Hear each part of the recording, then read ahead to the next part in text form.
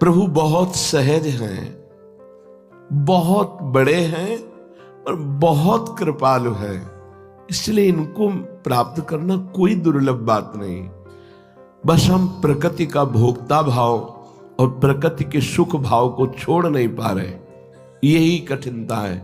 और ये सब सहज में भगवत प्रेमी महात्माओं की कृपा से हो जाता है।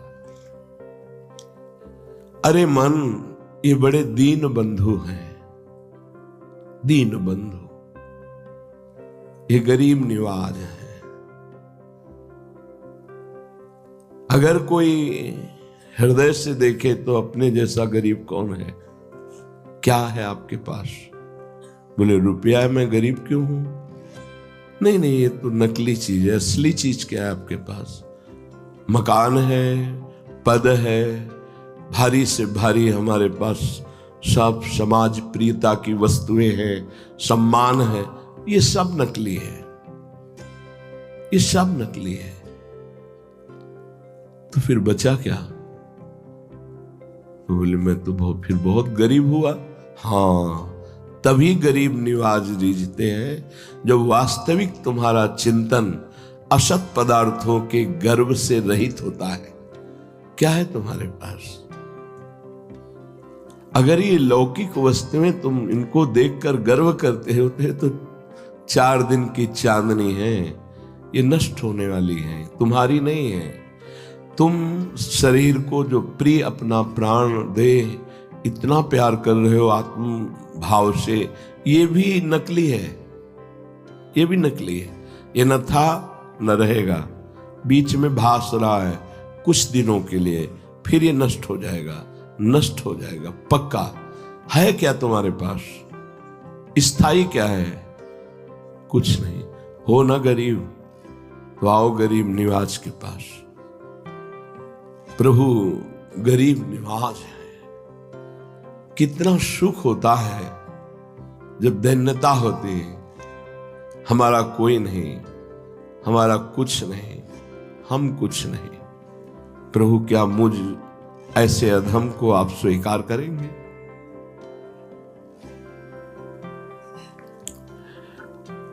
जो विवेक से गरीबी का भाव अंदर आता है ना, वो बहुत जोर का होता है, उससे बड़ा अमीर कोई नहीं होता है। हर अहम के सूत्रों को जहां अहम स्थापित है उसे काट देता है उपासक। मेरा क्या है इसमें? जैसे बहुत सुंदर शरीर है, कितने दिन टिकेगा? और फिर इसमें मेरी क्या रचना है? अगर इस शरीर दिया तो प्रभु ने दिया ना, प्रभु ने रचा है ना, इसमें मेरा क्या है? जिधर देखता है विवेकवान, वहां कुछ अपना नहीं दिखाई देता, एकमात्र प्रभु अपने, तो दीन हो जाता है। ये अहंकार दीन नहीं होने देता। वास्तविक विचार करके देखो, तुम्हारा अहंकार किस काम का है? तुम क्या कर सकते हो? एक बार सांस नहीं खींच सकते हैं, उसी की सामर्थ्य से आप प्राणवायु को खींचते हैं और छोड़ते हैं। जिस दिन वो अपनी सामर्थ्य खींच लेगा तो ये शरीर एक बार भी श्वास नहीं खींच पाएगा, ऐसे नहीं कर पाएगा। उसी के बल से बलवान हो, उसी की बुद्धि से तुम्हारी बुद्धि काम कर रही है, उसी की चेतना से तुम में चेतना है, उसी के तुम अंश हो। ये उसी की रचना है प्रकृति, वो ईश्वर है, इसकी रचना करने वाला है। सब विचार करके देखो तो कुछ नहीं अपने पास। फिर क्या? आ जाओ महाधनी प्रभु की शरण में तो दीनता आ जाती है। मैं बहुत अच्छा साधक हूं तो पहले साधना कर लेता। अगर मैं साधक हूं तो पहले साधना कर लेता, अब क्यों? बोले अब गुरु कृपा हुई। तो अहंकार क्यों?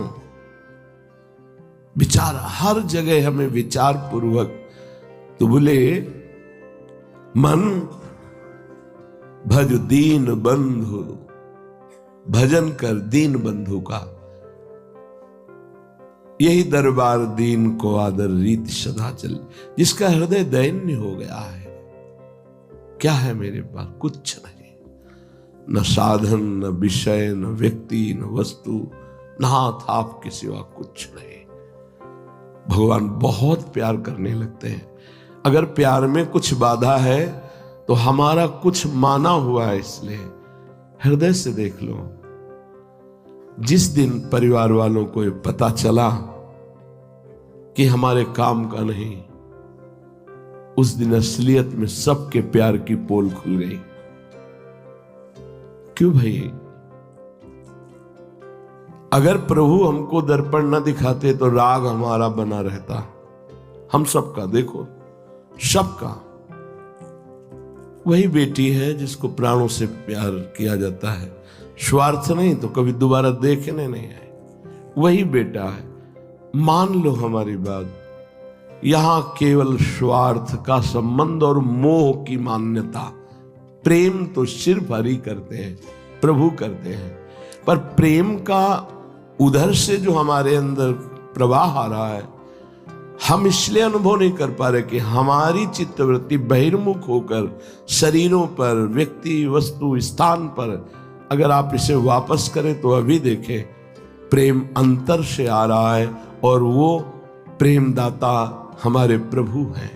निहाल हो जाओ। अभी कोई खास बात नहीं है भगवान से मिलना, वो हमारे हैं, हमारे प्रीतम हैं। खास बात संसार के राग का त्याग करना है। देखो हमारी बात को अंदर से समझना तो दोष दर्शन नहीं होगा। प्रभु है पर आनंद का अनुभव हो रहा है भला? नहीं हो रहा ना? तो हम एक शब्दों में कह सकते हैं कि प्रभु में आनंद नहीं है, प्रभु की आसक्ति चिंतन में आनंद है। वो तो है यहां, देखो ना। सबके हृदय अछत अविकारी, पर सकल जीव जग दीन दुखारी। भाव से समझोगे तो समझ जाओगे। आत्मा आनंदमय है ना, लेकिन आत्मा में अगर आनंद है तो हमें आनंद मिलना चाहिए ना था। सूर्य में प्रकाश है तो प्रकाश हो रहा है, आप भाव करो ना करो, देखो ना देखो, वो तो प्रकाश हो रहा है ना। खास बात जो पकड़ी हमें, उस बात पर ध्यान दो। आत्मा भी और परमात्मा भी, दोनों सुख राशि आनंद समुद्र यहीं विराजमान है, पर अपने को हो रहा है क्या आनंद? नहीं। जब वो है तो फिर आनंद क्यों नहीं हो रहा? सर्दी है तो सबको लग रही है ना, गर्मी तो सबको लगेगी ना, तो आनंद समुद्र है तो आनंद होना चाहिए ना। तो बोले प्रभु में आनंद, तेरा स्वरूप भी आनंद में, लेकिन आनंद का अनुभव होता है आसक्ति में, चिंतन में। तुम्हारा चिंतन और आसक्ति शरीर संसार में, इसलिए आनंद नहीं है ही आनंद समुद्र। और जहां संसार शरीर का चिंतन छूटा और प्रभु का चिंतन हुआ, अब आनंद। तो खास बात, प्रभु आनंद में हुए या चिंतन आनंद में हुआ? पकड़ो, हमारी बात को पकड़ो। ये कल शाम का चिंतन है, प्रभु देते रहते हैं। जैसे नवीन नवीन रसोई बना के मां देती है, ऐसे हमारे प्रभु नवीन नवीन चिंतन देते रहते। एक नया चिंतन कल का, शाम का, ऐसा चिंतन पीछे नहीं होगा। प्रभु ने दिया कि मैं आनंद में हूं, आत्मा आनंद में है, लेकिन जिनका बाह्य चिंतन, विषय चिंतन है, देह चिंतन है, क्या वो आनंद का अनुभव करते हैं? तो नहीं। तो मैं तो हूं ना आनंद में। हाँ, तो फिर मैं आनंद में हूं तो उनको आनंदित होना चाहिए। नहीं हो रहे, क्यों? क्योंकि चिंतन में आनंद है, आसक्ति में आनंद है, आसक्ति प्रेम में। दुर्योधन भी भगवान को देख रहा है तो आनंद में है ना, तो आनंद आना चाहिए उसको ना। आया क्या? नहीं ना। और विदुरानी जी, विदुर जी, भीष्म पितामह जी, इनको परमानंद आ गया, बेसुध हो गए आनंद में। क्यों? क्योंकि इनका चिंतन है। इनकी आसक्ति ये प्रेम है प्रभु से। खास बात प्रभु का चिंतन और प्रभु की प्रेमाशक्ति, ये दो बात पकड़ में आई। अगर आपका चिंतन प्रभु का नहीं हो रहा, प्रेमाशक्ति प्रभु में नहीं है, तो आनंदमय होते हुए भी आनंद का अनुभव नहीं हो।